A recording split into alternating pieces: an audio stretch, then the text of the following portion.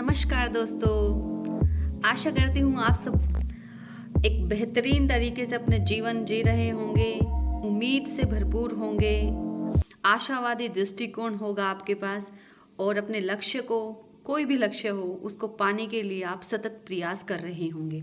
तो आज का हमारा जो लेक्चर रहेगा वो रहेगा ड्यूगिट के बारे में, जो कि सोशियोलॉजिकल स्कूल के अनदर रिनाउंड ऑथर हैं, ज्यूरिस्ट हैं। तो इनके बारे में आज जानेंगे, बहुत डिटेल में जानेंगे, जो कि आपके एग्ज़ाम के लिए काफ़ी अच्छे पॉइंट्स आपको दे सकते हैं और काफ़ी हेल्पफुल रहेंगे एक अच्छा स्कोर पाने में।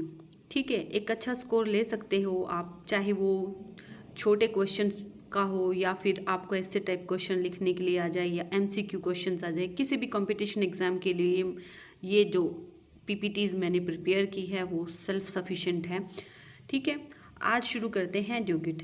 ड्यूगिट का जो टाइम पीरियड है वो 1859 से लेकर 1928 तक रहा है।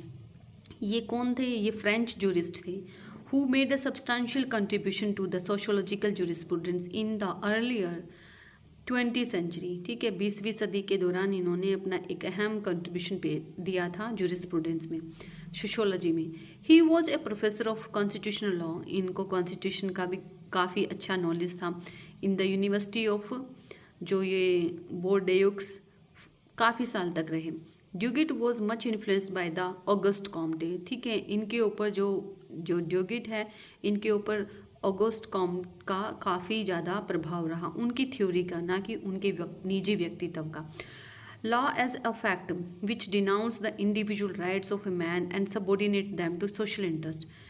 Comet pleaded that the only right which man can possess is the right always to do his duty। ठीक है, उन्होंने राइट और ड्यूटीज़ का कुछ कंसेप्ट दिया था। तो this formed of basis of the Duguit legal theory, जो ऑगस्ट, क्योंकि ये इन्फ्लुएंस थे ऑगस्ट कम्पटन से, तो उन्हीं की थ्योरी को इन्होंने बेस बना के अपनी आगे की जो थ्योरी, आगे जो स्टडी की, वो उसको कंटिन्यू किया। Duguit was also influence by the Durkheim's work. ठीक है, जो दुर्खाइन का वर्क है, division of labour in a society, काफ़ी महत्वपूर्ण है। अगर सोशियोलॉजी के स्टूडेंट है तो भी आपको पता होना चाहिए, लॉ के स्टूडेंट है तब भी।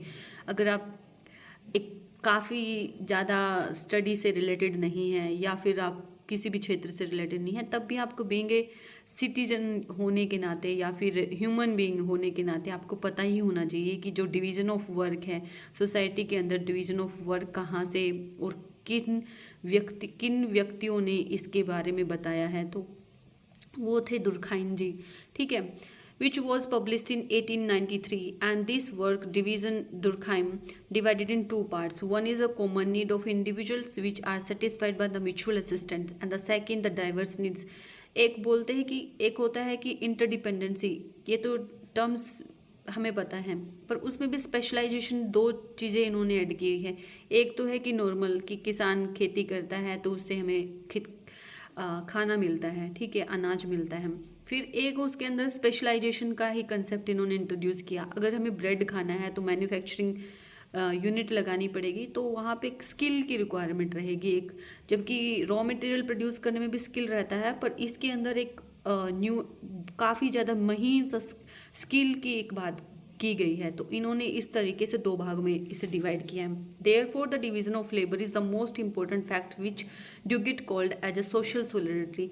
ठीक है, इन्होंने फिर ड्यूगिट का और अगस्त काम्टे को आधार बना के ही अपना जो ड्यूगिट ने अपना सोशल सोलिडरिटी का कंसेप्ट ईजाद किया। फिर आगे चलते हैं, डॉक्ट्रिन ऑफ सोशल सोलिडरिटी है क्या। सोलिडेरिटी का मतलब होता है किसी को सपोर्ट करना। ठीक है, सोलिडेरिटी जैसे कोई एजिटेशन वगैरह होता है तो सोलिडेरिटी हम दिखाते हैं कि हम भी तुम्हारे साथ हैं। तो this theory basically based on the fact that the interdependence of man is the sense of the society. इन्होंने बोल दिया कि सोसाइटी के अंदर क्या है, क्योंकि बीइंग एन ह्यूमन क्या है, हम एक सोशल एनिमल है। सोशल एनिमल होने के नाते हम सेल्फ रिलायंट नहीं हो सकते। हमारी डिपेंडेंसी क्लॉथ के लिए हम टेलर के ऊपर डिपेंड करेंगे, या फिर रॉ मटेरियल क्लॉथ के लिए, कॉटन के लिए हम फार्मर पर डिपेंड करेंगे। तो इस तरीके से इंटरडिपेंडेंसी हमारी चलती रहती है सोसाइटी के अंदर। The ultimately end of the all human activities is to ensure the interdependence of man.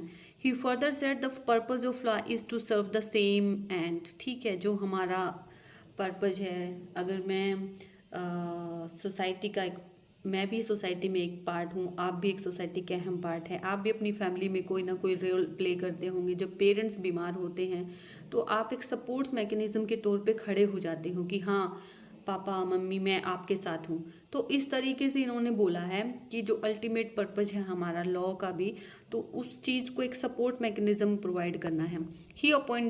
He pointed out that the law is a rule which man obey not by virtue of any higher principle but because they have to live as a member of the society। ठीक है, member of the society के according हमें ये सारी चीज़ें जो duties है fulfil करनी पड़ती हैं। फिर he rejected the traditional notion of rights, sovereign state, public and private law. Again क्योंकि ये सारे लोग क्रिटिसाइज करते आए हैं ऑस्टिन को, उनके सोवरेनिटी को, स्टेट को, private law, legal personality as a fictions unreal because they were not based on the social reality. ठीक है, बाकियों का मानना है कि लीनियंट तरीके से लॉ को बोला है कि नहीं भाई अगर सर्वाइवल करना है तो हमें सेल्फ डिसिप्लिन होना पड़ेगा। पर अगस्त कामते ये बोलते हैं कि डिसिप्लिन कुछ सेल्फ कुछ नहीं होता, ये तो इम्पोज करना पड़ता है। इस तरीके से हम सोवरेनिटी और जो दूसरे जूरिस्ट हैं उनके बीच का डिफ्रेंशिएशन जान सकते हैं। His entire thrust was on a mutual cooperation and mutual interdependence between individuals, groups and society according to the principle of division of labor for the purpose of social cohesion। ठीक है, आगे इन्होंने बताया है law to secure and serve social solidarity, everyone want to perform his duty to the society which would help development of a cooperation and social solidarity. For Duguid, law is not a body of right. The only real right of a man in the society is to do his duty. Law is essential as an objective social fact concerns with the relation between man and man on the one hand and man and the state on the other hand. Duguid be about the state and its function. Duguid rejected the hypothetical notion about the state and sovereignty। ठीक है, उन्होंने state को और जो sovereignty है उनको मानने से इनकार करते हैं। And built his own theory which was pragmatic, जो कि प्रैक्टिकल है, एंड साइंटिफिक इन कैरेक्टर्स, जो वैज्ञानिक भी है अपने आप में। He attacked state sovereignty and held that the state is no way different from other human organisations and therefore its activities should be judged from the other human organizations and therefore its activities should be judged from। ठीक है, उन्होंने बोला कि चाहे भाई state है या sovereignty है, क्योंकि स्टेट भी जो है ऐसा नहीं है कि वो अपने आप में एक ऑटोनॉमी लेके घूम रहा है, वो भी कहीं ना कहीं डिपेंड करता है। जैसे अन्य इंस्टीट्यूशन है स्टेट के, चाहे वो फैमिली हो या फिर कोई हॉस्पिटल है या फिर कोई स्कूल है, जितने भी इंस्टीट्यूशन है वो भी गवर्न होते हैं सोशल नॉर्म से। ठीक है, he favour the minimisation of the state function and decentralisation of the state power. ठीक है, उन्होंने बोला है कि जो स्टेट के पास जो केंद्रित शक्तियां हैं ना, एक मोनोपोली टाइप का है, वो नहीं होके एक वो होना चाहिए, पावर्स का डिस्ट्रीब्यूशन होना चाहिए, डिसेंट्रलाइजेशन होना चाहिए पावर का। ठीक है, Duguit firmly believe that the state exist for the performing the functions which promote social solidarity and not for the exercise of the sovereignty. क्योंकि सोवरेनिटी की जो इमेज ऑस्टिन ने क्रिएट की है वो बड़ी भयंकर थी और बड़ी नेगेटिव सी थी।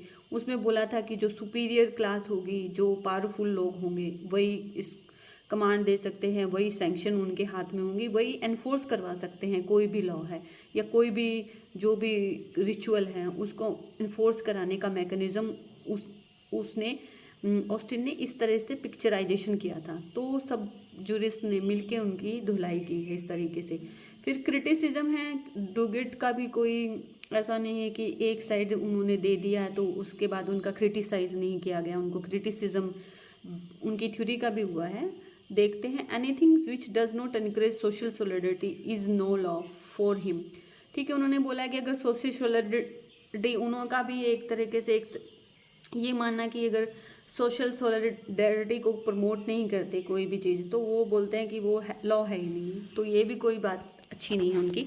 फिर उन्होंने बोला है the greatest shortcoming of the Duguit theory lies in the facts that he overlook the growing role of the state in modern times. He favored in minimize state interference completely, ignoring the fact that the complexity of modern social life and interdependence in society greater interventions of a state in regulating human behaviour. ठीक है, एक तो वेग है इनका जो doctrine है, social solidarity की जो परिकल्पना इन्होंने की है। After all who decide whether a particular act or rule is in furtherance of social solidarity or not. ये भी एक सब्जेक्टिव कंसेप्ट है ना। ऑब्जेक्टिविटी तो हम कह नहीं सकते कि या फिर कुछ यूनिवर्सल प्रिंसिपल दे दे कि या this is the thing, these are the things which promote the social solidarity. तो ऐसा कुछ नहीं है, तो इसलिए वेग होने के कारण और इन्होंने ज़्यादा एम्फेसाइज कर दिया कि सिर्फ लॉ वही होगा जो सोशल सोलिडरिटी को प्रमोट करेगा। That is not a true in absolute form. I hope you like it and कुछ कमियां रहेगी हो तो कमेंट सेक्शन में ज़रूर बताइए, इसी उम्मीद के साथ कि आप एक आशा के साथ अपने लक्ष्य की ओर बढ़ते रहेंगे। Goodbye, thank you for watching the video.